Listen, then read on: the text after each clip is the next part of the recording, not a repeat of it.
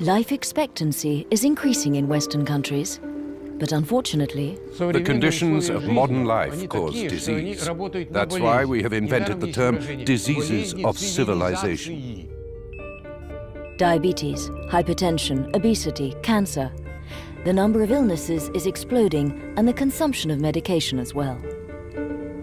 The side effects of some of these chemical crutches regularly make news, creating an atmosphere of distrust.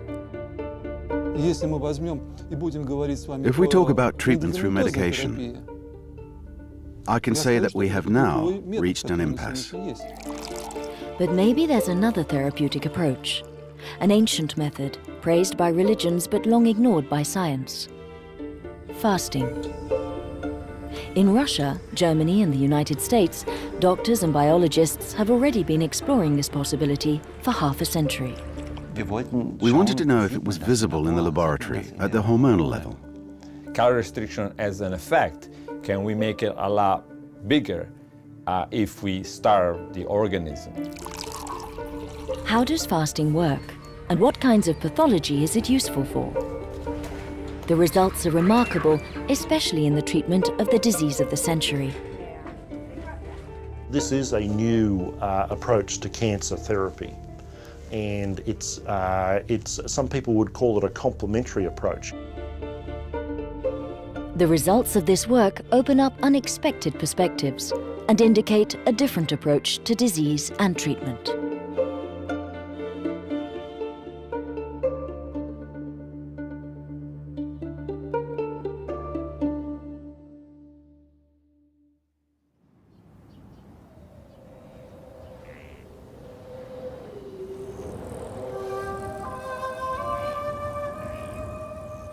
A unique experiment is taking place in the heart of Russia, on the Siberian plains.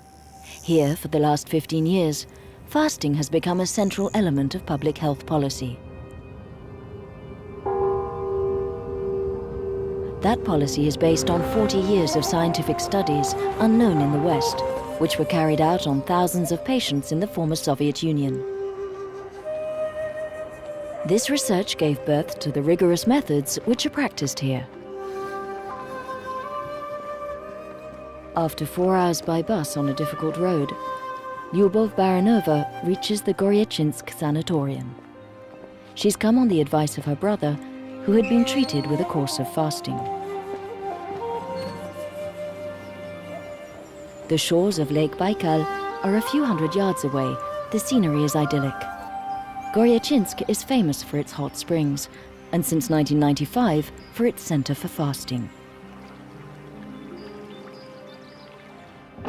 The cures are covered by state health care, and the whole building is reserved for the fasters.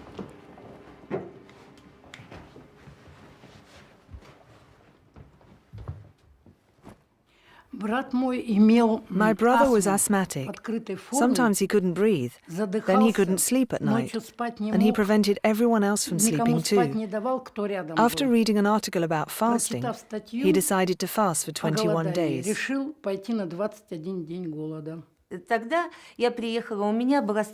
I had a terrible allergy to sweet things, like oranges, that sort of thing. I had been treating it for years, but nothing helped. My allergy came back after each treatment. By the 7th day, he was fine. He was in good health. He'd believed that a miracle was possible, and this method had cured him. He's fasted several times since. I was one of the first to come and fast here at Goryachynsk. I fasted for 18 days. Nobody knows how their body is going to react to food deprivation. Fasting is scary. У вас остеоартроз, мы вам назначим такое лечение. В течение того времени, что вы будете у нас, вы 2 недели проголодаете, 7 дней выйдете из голодания. В течение всего периода голодания... The first stage of the treatment is reassuring newcomers. The patient's involvement is essential. по 3-5 минуточек. Много случаев, когда приезжают пациенты, Very often, we get people who have been in hospital. They've had the best clinical examinations, but nothing helped. Fasting is a universal method that can be effective against several diseases. That's why people often come back to sort out their other problems with us. The treatment is absolutely simple. Drinking water, water, and more water for 12 days on average, and nothing else. Some fasts can last for 3 weeks, depending on the severity and duration of the disease. For chronic conditions, medication is stopped after 2 or 3 days. Patients are then placed under medical supervision. This is crucial. A do-it-yourself approach to fasting is out of the question. The accompaniment of a professional trained in this practice is fundamental.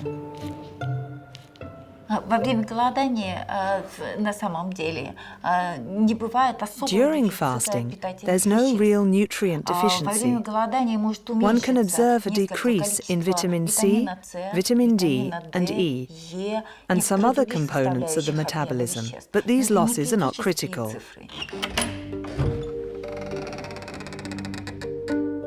In 15 years, 10,000 patients have followed courses of fasting here.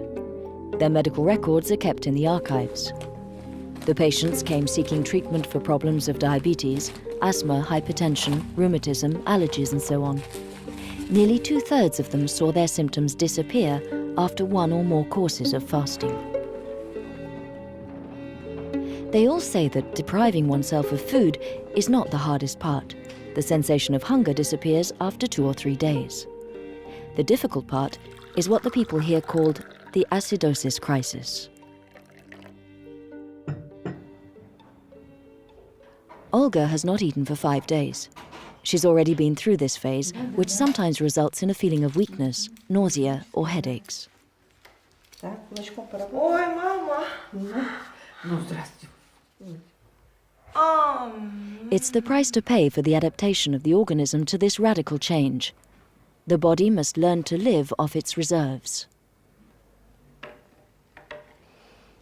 The third day was hard. Now it's more or less okay. My body is getting used to it. Today I feel better, but it's still not great. It's because up to the third day there is a process of elimination and detoxification. That's why it's a bit tough and the patients don't feel very well. After that it improves. The body cleanses itself and it gets better and better.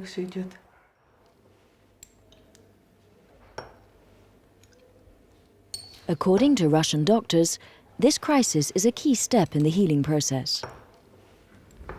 Analysis of the urine can indicate its peak and its duration. Changing its mode of nutrition makes the acidity of the blood increase.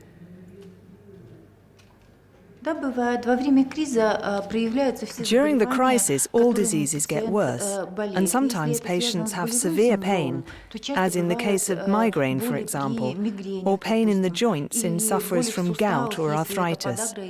But it doesn't last very long, usually no more than 24 to 36 hours. This crisis is a sign of a profound transformation in the body. The organism has to feed on itself. But how can it provide the fuel needed for its survival? The body has 3 fuels: glucose, fats, and proteins.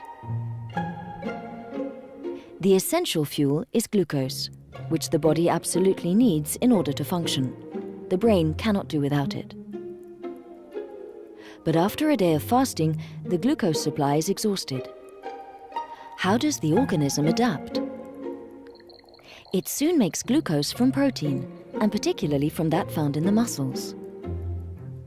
It'll also draw on its reserves of fat to create a substitute for glucose.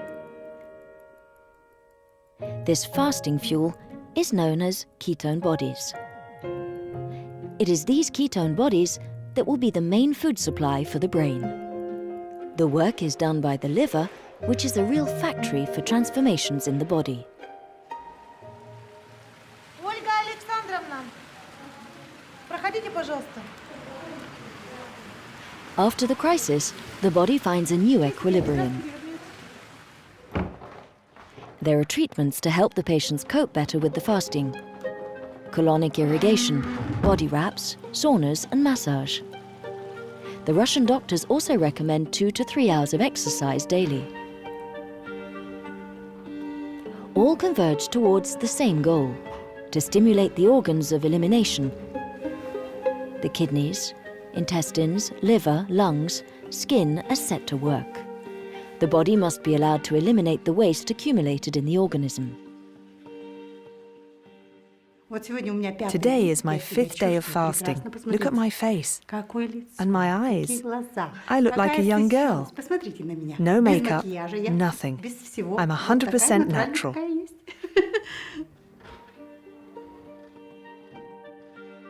But even as the body adapts, the head doesn't always follow at the same rhythm.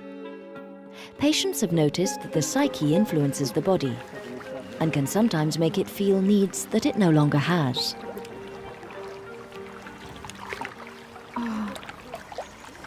The third day was the most painful.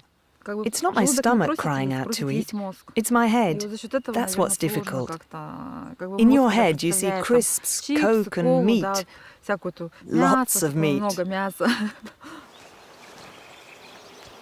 When this psychological hunger disappears, the senses are sharpened and a certain sense of euphoria sets in.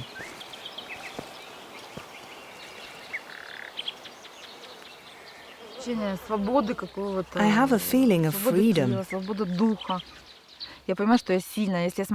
I've realized that I'm strong. If I can fast, I can do anything. But how does fasting work? How is it that 2/3 of patients feel better? Of course, that figure calls for caution. Is it a placebo effect?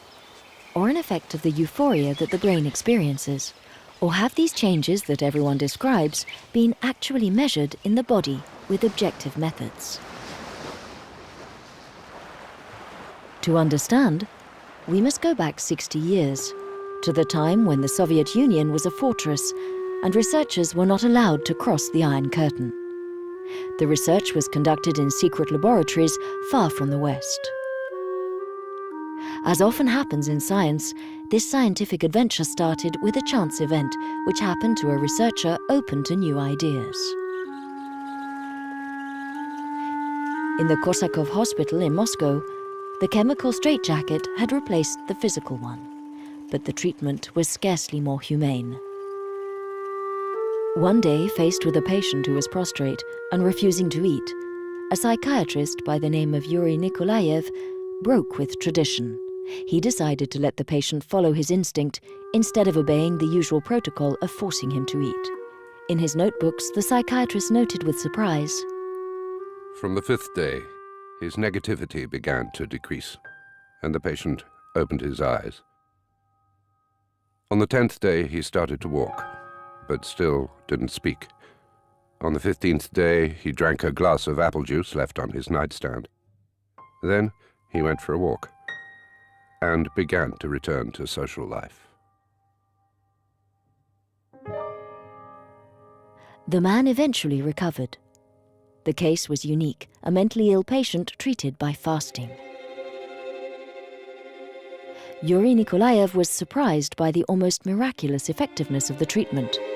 15 years later, he had continued to experiment with it and develop it. The success exceeded his expectations, and the waiting list of patients kept growing. Nikolaev treated schizophrenia, depression, phobias, and obsessive syndromes using an average period of fasting of 25 to 30 days, and sometimes even 40.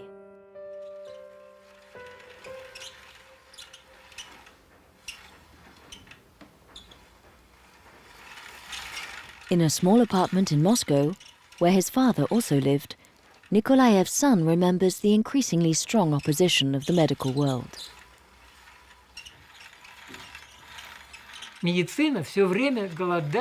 The doctors were opposed to fasting because they did not understand the essence of it. People usually think of being hungry as something bad. You need to turn your head back to front to accept the idea that fasting can cure.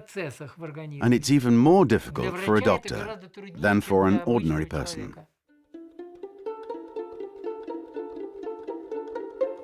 To silence the critics and make scientific history, Nikolaev undertook a vast research program. Physiological and biochemical tests, hormonal parameters, and encephalogram readings were studied during and after fasting in hundreds of cases. The psychiatrists established a correspondence between the observed changes in the body during fasting and the improvement of the patient. Fasting has an impact not only on mental illness, but also the entire personality. The young Dr. Gurvich was part of the research team. He worked for 18 years with the master. Fasting has a stimulant and an antidepressant effect. The stimulant effect takes place during the first week of fasting, and the antidepressant effect in the first week of starting to eat again. The third type of effect is a calming sedative effect. It can be observed after the crisis of acidosis.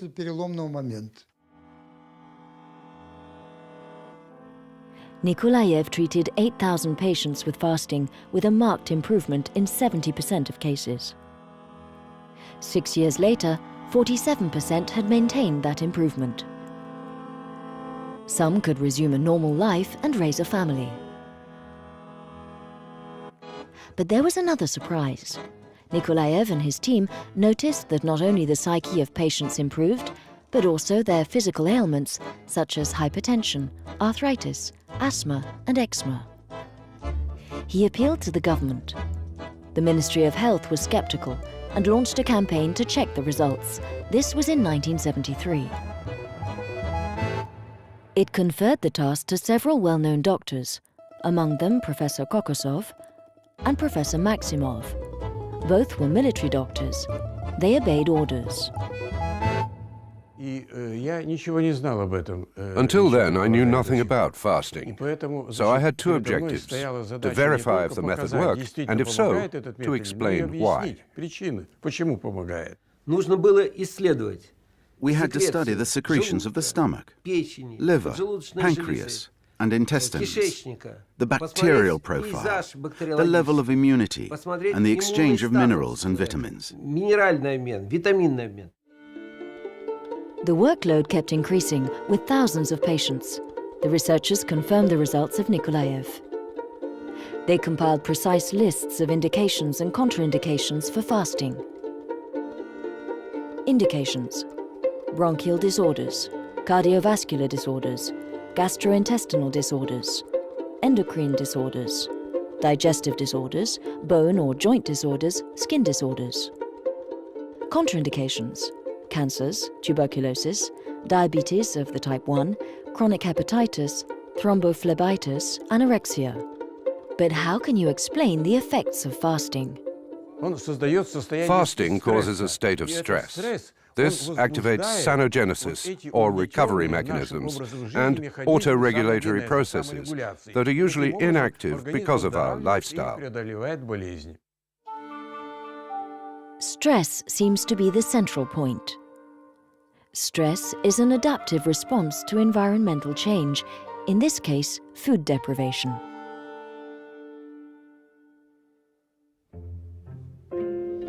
Faced with starvation, the body triggers an alert. This sets off hormonal and neuroendocrine changes. The hormones mobilize the body's reserves. Some also have an anti-inflammatory effect. For the Russian doctors, it is these self-regulatory mechanisms that produce therapeutic effects. Many aspects of blood composition improve, for instance, the levels of glucose, cholesterol, triglyceride, and insulin. Meanwhile, the energy expenditure of the body gradually decreases. Breathing and heartbeat slow down, and blood pressure drops. the digestive system goes into a state of rest.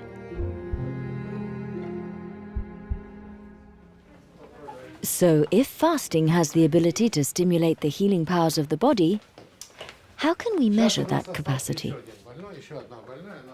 Professor Osinin is a specialist in bronchial asthma.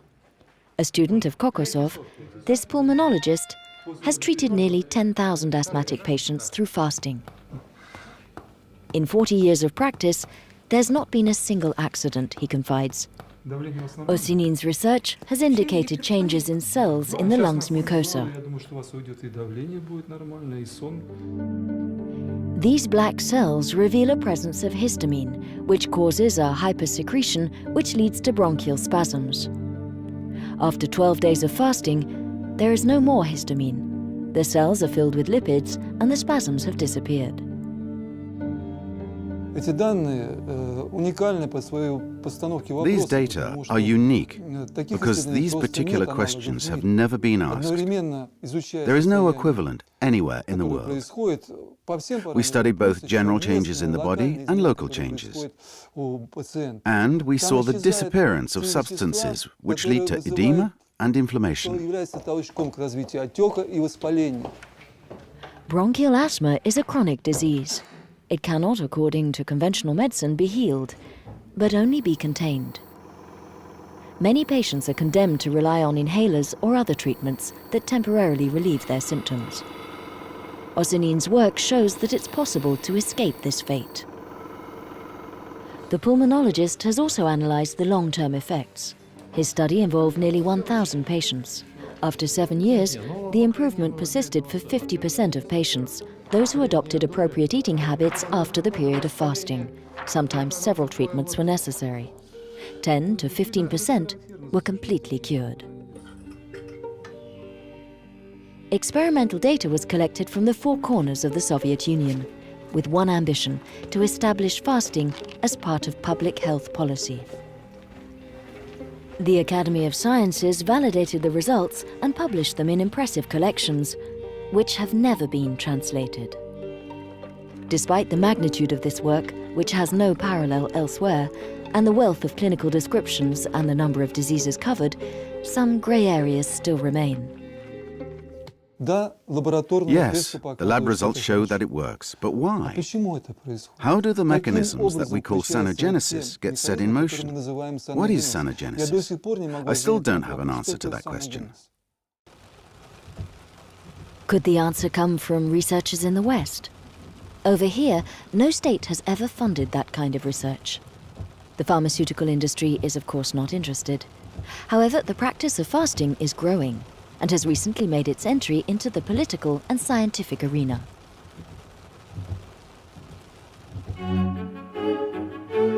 The next stop in our journey is Germany. In this country, 15 to 20% of the population claims to have already fasted. The oldest center for fasting was created on the shores of Lake Constance nearly 60 years ago. The motto here is the same as on the shores of Lake Baikal: eliminate. And the elimination is done in a group. The Buschinger Clinic's reputation has crossed frontiers. 2,000 people stay here every year. They come to seek relief from chronic illnesses and also for the prevention and control of risk factors such as hypertension, diabetes, and obesity.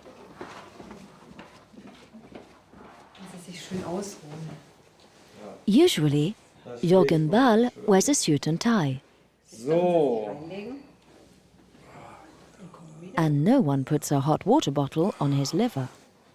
Normally, he works in a glass tower in Zurich. I'm a banker, and I had to travel in the Soviet Union and Eastern Europe. If you want to do business there, you must drink vodka and eat fatty food. The effects have accumulated over the years. My liver had grown 7 centimeters, and I had very bad blood test results. My GP, who is also a cardiologist, told me that's enough. Either you change jobs and finish with Moscow, forget Russia, no more vodka, or you take up fasting. And personally, I couldn't imagine being able to fast. It seemed impossible for me not to eat anything for 3 weeks and be hungry all day without a glass of wine. I'm a gourmet. I couldn't do it. After the first treatment, Mr. Baal's liver shrunk back to its proper size and his blood tests went back to normal. Since then, he keeps an eye on his diet and returns each year to Ubelingen. A spell of fasting resets his counters to 0. No, these are not the traditional glasses of water. As a small departure from the rigors of fasting, a light soup or fruit juice are served twice a day.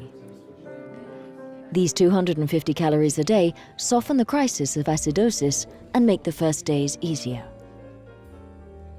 That is a particular feature of the method developed by Otto Buschinger, the man who created the center. He was an army medical officer who suffered from rheumatic fever and was sentenced to a wheelchair by doctors in 1918. He recovered with 2 successive fasts. This dramatic recovery led him to explore the therapeutic possibilities of fasting and create a treatment center. Today it's become a reference in Germany. Treatments last between 1 and 3 weeks.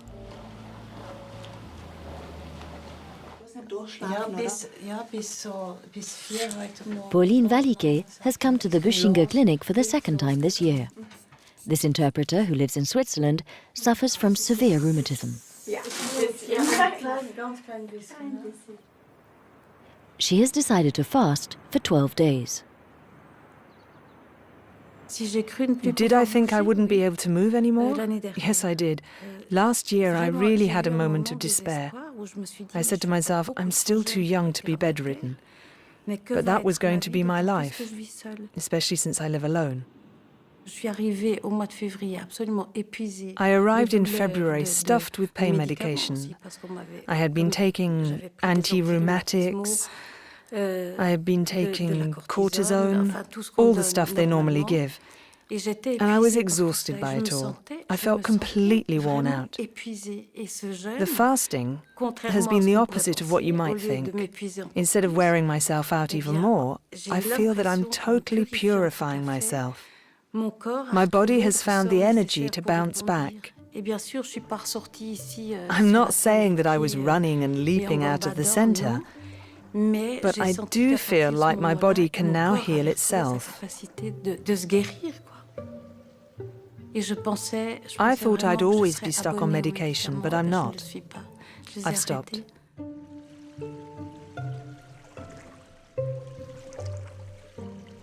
Depending on the severity of the disease and how long it has been established, stopping medication is not always possible.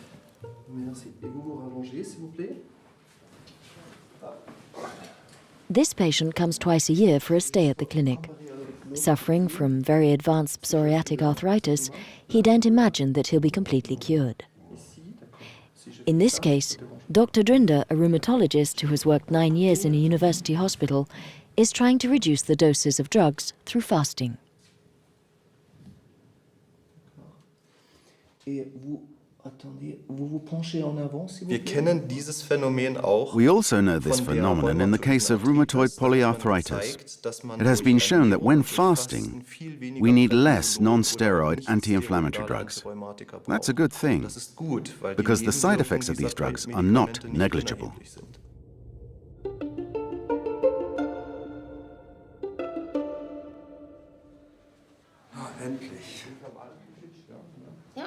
Mr. Baal will end his fast tonight. It's a crucial moment. Eating unsuitably and too much would jeopardize the success of the treatment and could even be very dangerous. The body must get used to food slowly. So the period of starting to eat again is tightly controlled, both in Germany and Russia. Paradise. I always look forward to this moment, but in a way I'm pleased. On the other hand, I have some nostalgia because it was a good experience. Anyway, if it's a soup or whatever, I really enjoy it. Are you impatient or not? A little bit. Yes, a little bit. We should be able to lead the healthcare market with fasting as the central element. Today, there is an extraordinarily lucrative market for the treatment of disease, especially chronic diseases. When a diabetic becomes chronic, that is an opening to sell medication for several decades or do operations. So it's quite a fertile market.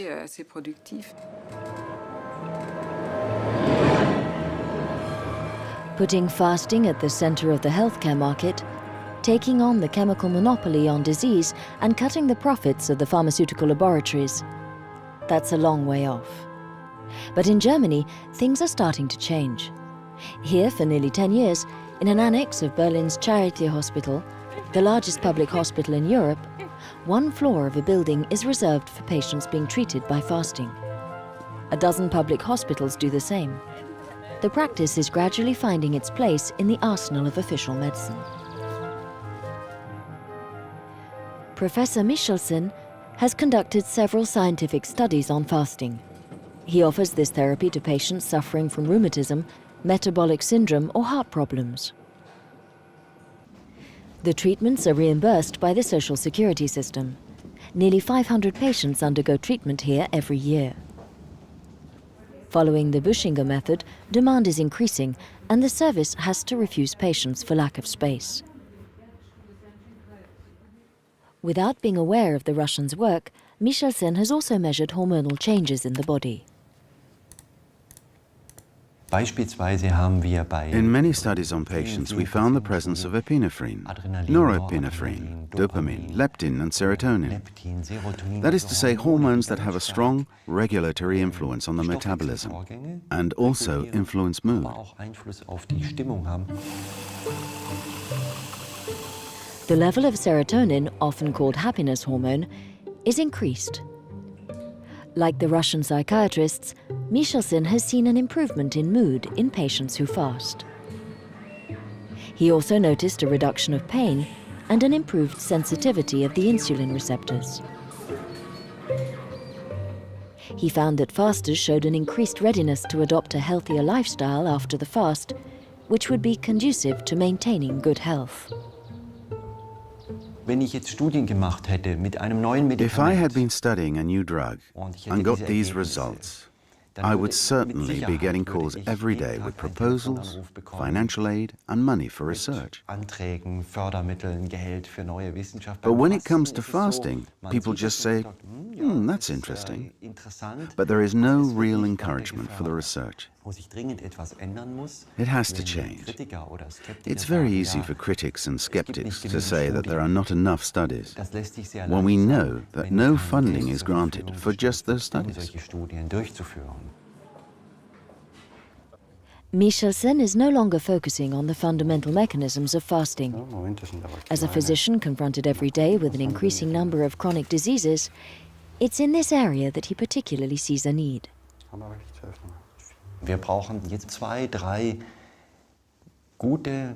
We need 2 or 3 major serious studies.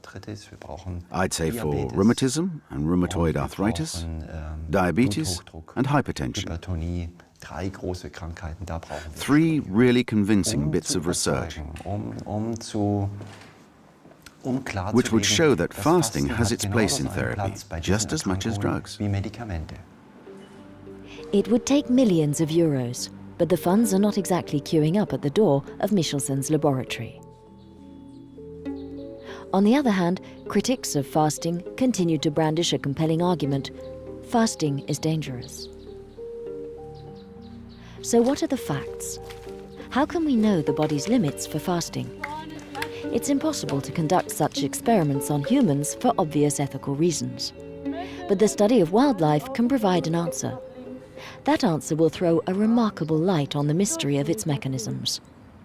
But let's not jump ahead.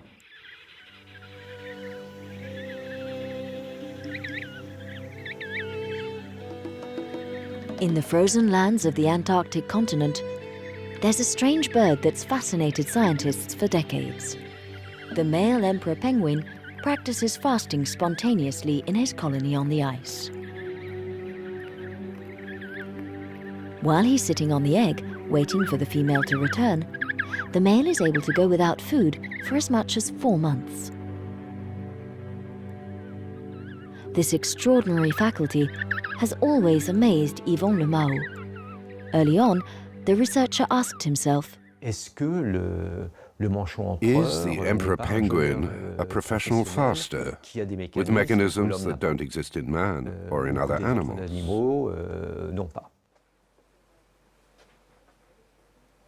In his CNRS laboratory in Strasbourg, Yvon Le Mao brought together all that has been written in the West on the subject. But he couldn't find the answer. However, there are a few certainties. Fasting can be dangerous because as the body feeds on its own resources, it's using up its reserves of protein. But the muscles are composed of protein, and the heart is a muscle. When half of the proteins have disappeared, death ensues. Yvon Le Mao and his colleagues decided to measure the percentage of protein used up by the penguins during fasting. This figure is critical to determining the limits of what is possible. The result was remarkable. During most of their fast, proteins provided only 4% of their daily energy expenditure. Fats provided 96%. The body is perfect. It saves its proteins.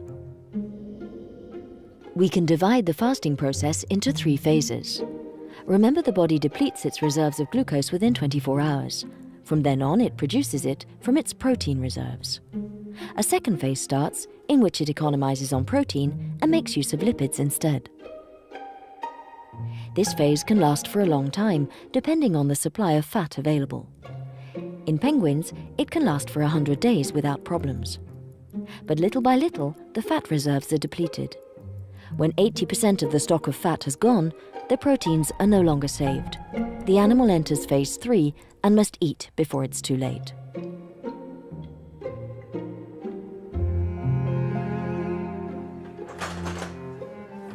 But do other animals have the same mechanism? Jean-Patrice Robin, who works with Yvon Le Mao, is conducting an experiment with rats, animals that don't have the reputation of being professional fasters. They're weighed daily and their urine is sampled. How will the rats adapt to fasting? Will their proteins run out faster than those of the penguins?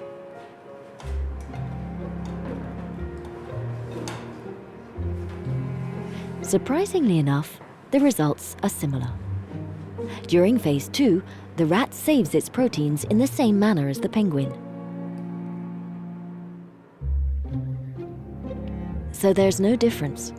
A basic fasting mechanism which allows the individual to survive long periods of starvation is a common mechanism. This observation opens up unexpected perspectives with huge implications.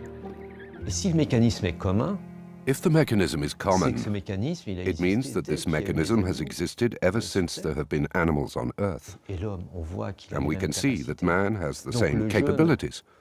So fasting, instead of being something dangerous, is an adaptation which has existed from the earliest days of life on Earth, and which, at least within the limits we have identified, presents no danger.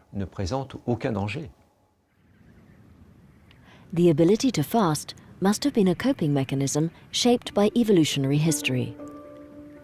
On that scale, there's not much of a gap between penguins and man. Scientific research has shown that an adult, 1 meter 70 tall, weighing 70 kilos, has around 15 kilos of fat reserves. Enough for a healthy person to keep going for 40 days. From the perspective of evolution, it is likely that survival normally involved periods of fasting. The situation we have today, with regular meals and a well-stocked fridge, is a historical anomaly. So it's not surprising that the body encounters difficulties when it doesn't fast and eats constantly. Our genetic heritage appears to be less adapted to this situation than it is to fasting. So it seems that our body is better equipped to deal with lack of food than excess. So does fasting activate atavistic reflexes rooted in the body's memory? If that hypothesis is valid and the ability to fast is inherited from our evolution, it must be observable in the genetic code. The memory should be inscribed there. But who would be crazy enough to try and find what no one is looking for?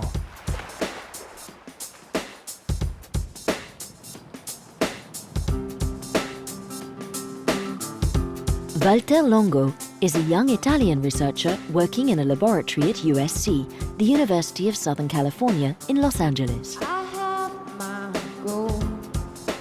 It's not very far. I need my son. His field is gerontology, the mysteries of aging. Not very far. I must be. At 16, he emigrated to the United States in the hope of becoming a rock star.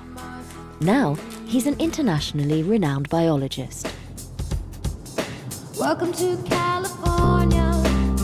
We're not far now from the countdown. Like all gerontologists, Walter Longo has a goal: delaying chronic diseases that appear with age, such as Alzheimer's and cancer, and generally slowing down the effects of aging.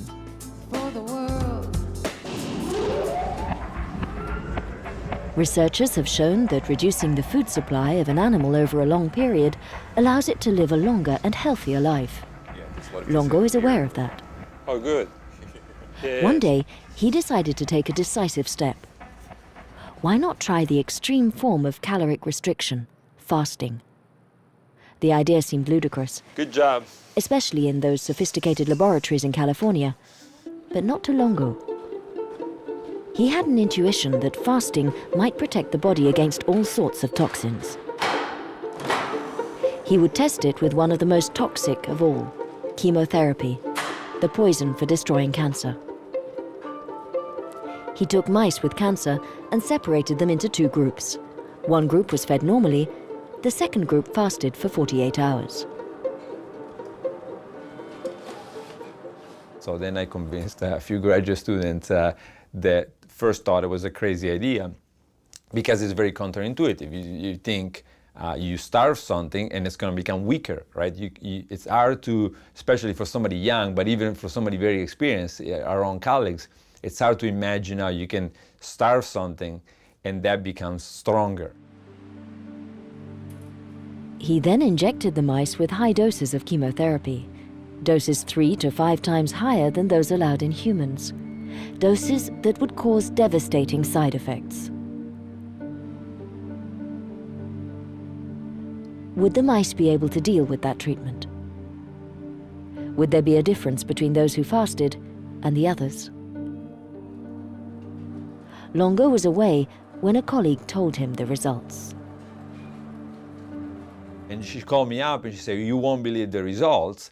It looks like all the fasted mice are alive and all the mice on the normal diet are dead." And so, of course, I was very happy because it was more than I was expecting.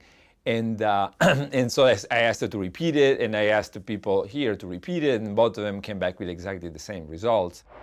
This is a video showing the behavior of the two groups treated with temozolomide.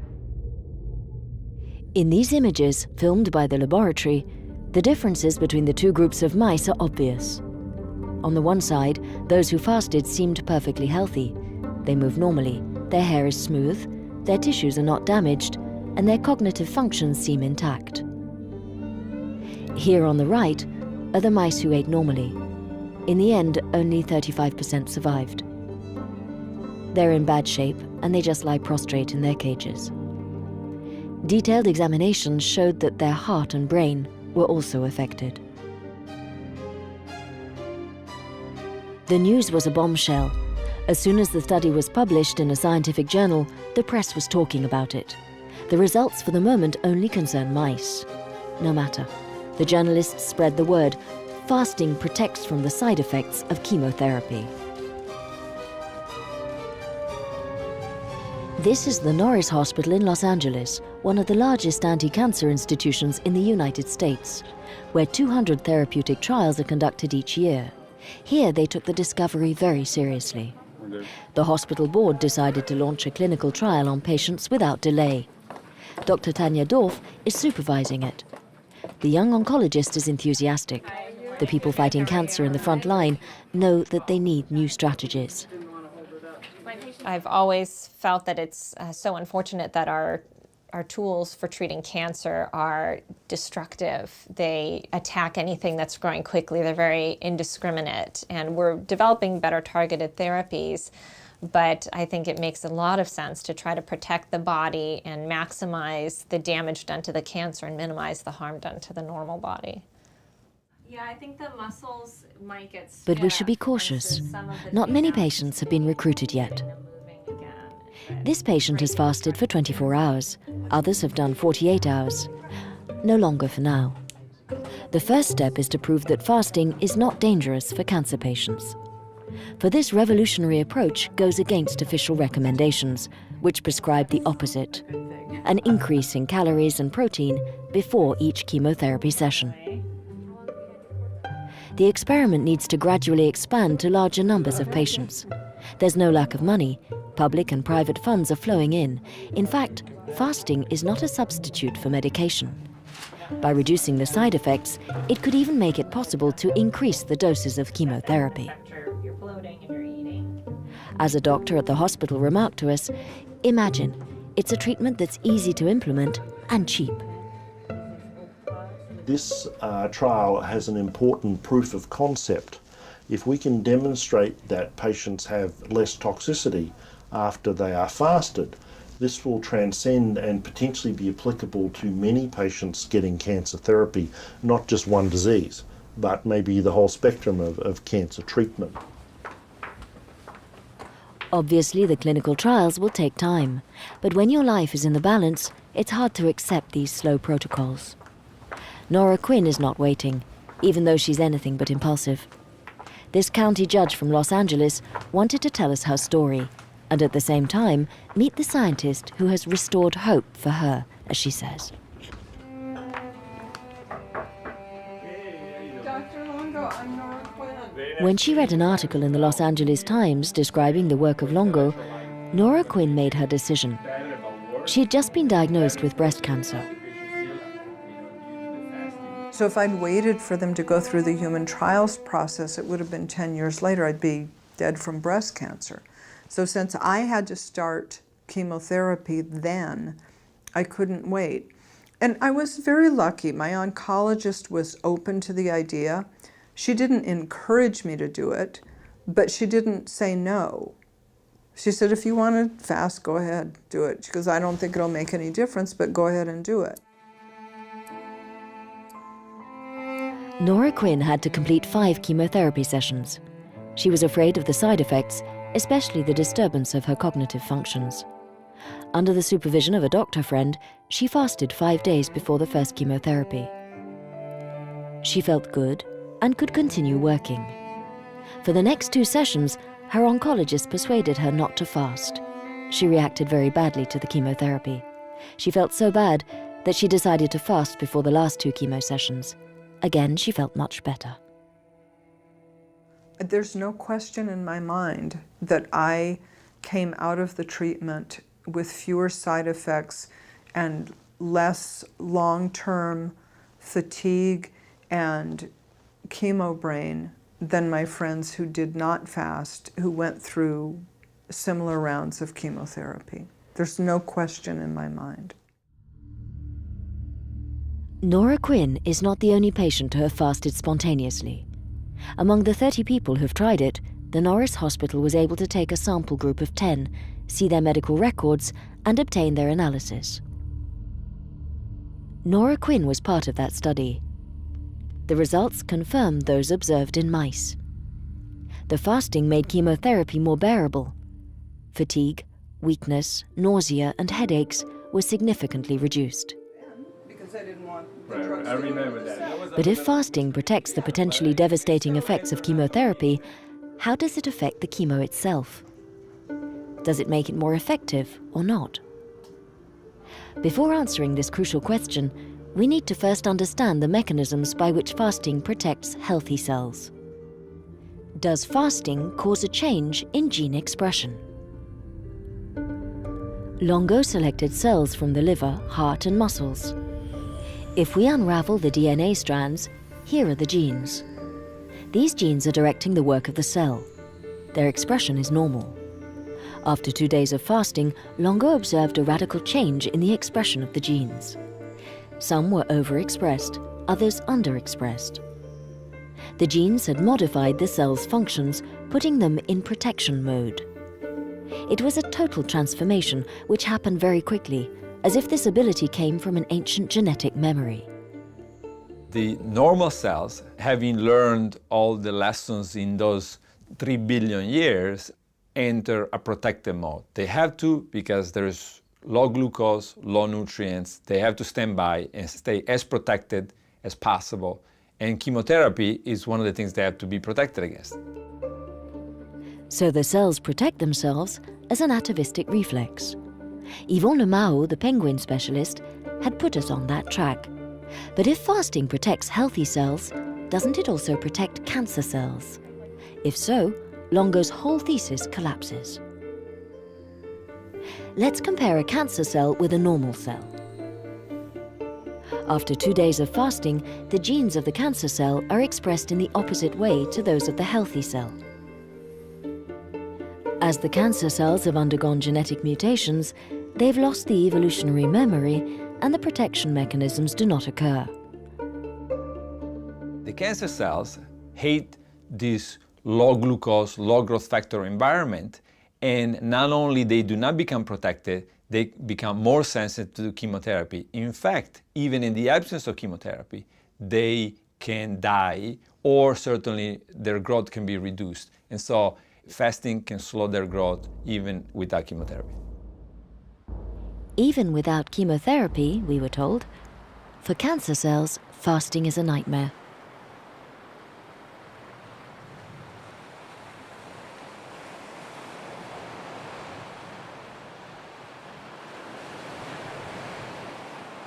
I recently presented at one of the largest pharmaceutical companies in the world, and I basically challenged the executive of the company to come up with a cocktail of drug, not just a single drug, but a cocktail of drug that will have more potent effects in general than fasting will have.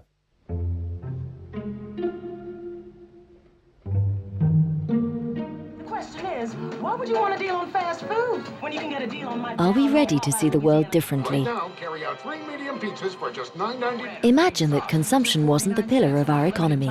So hurry in, eat something loaded with fat. Imagine that doing without was not considered a failure. And a full serving of vegetables. Are we ready, as Nikolaev's son put it, to turn our heads back to front? Give me $2 and it's all free. 3 items, $2. Now that's a deal. Today, Alexei Kokosov continues Nikolaev's adventure, but times are hard. The fall of the Soviet regime in the 90s disrupted the public health system. A course of fasting now has to be paid for, and it's too expensive for many Russians.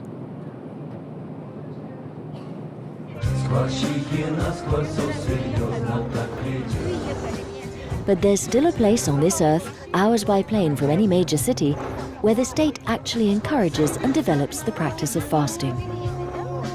On his way to the Goryachins Sanatorium, which is celebrating its 200 years of existence, Kokosov meets up with his former student, Dr. Betaeva. Kokosov has trained more than 100 doctors in Siberia. Does that seem strange? Here, resources are limited, and there's a fragile ecological balance. Frugality is a necessity, so fasting doesn't seem crazy. It isn't seen as a punishment. Abstinence is given its rightful place. The Minister of Health, who is a physician himself and a keen defender of fasting, provides enthusiastic support for the practice. Еще раз. Ждите моей команды. Курорту Горячинск 3-4. Ура! Ура! Ура! РДТ 15 лет. 3-4. Ура! Ура! Ура! С праздником! Утро завтрашнего дня восстанет первым мания. Птица щедка завтра же